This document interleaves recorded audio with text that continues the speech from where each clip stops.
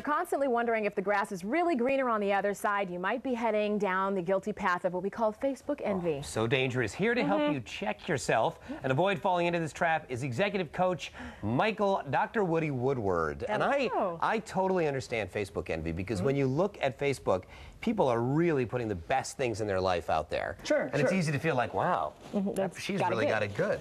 Well, let's face it, everybody wants to know if the grass really is greener on the other side. In psychology, we call it social comparison. And what's happened now is that Facebook has become the modern vehicle for peeking into other people's lives to find out, is the grass really greener? And it's essentially this whole notion of keeping up with the Joneses.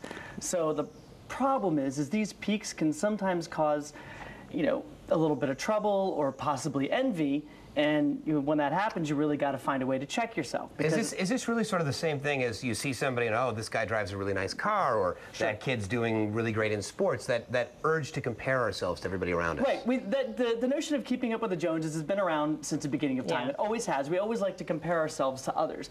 It's just that Facebook has created a new medium for it, but it's a very simple, quick, and it's a constant medium because people are on Facebook all the time. And it's a way to constantly check. Now, the challenge is, so we have to be careful because you don't want to necessarily believe everything you read or all the hype that you see. Because what happens is people will put their best foot forward, as you mentioned, and what they'll do is they'll post off the positives.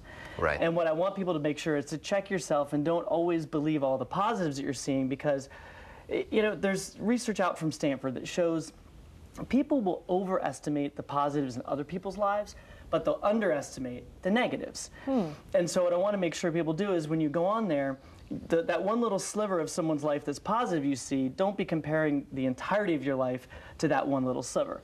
It's just not realistic. It's not realistic, and let's face it, you know, we're coming off summer vacation, so people are going to post the pictures of the baby splashing in the pool, not the pictures of the poopy diaper. Any piece of advice for people that maybe every time they get anxiety, every time they log on to something like Facebook, what advice would you give them?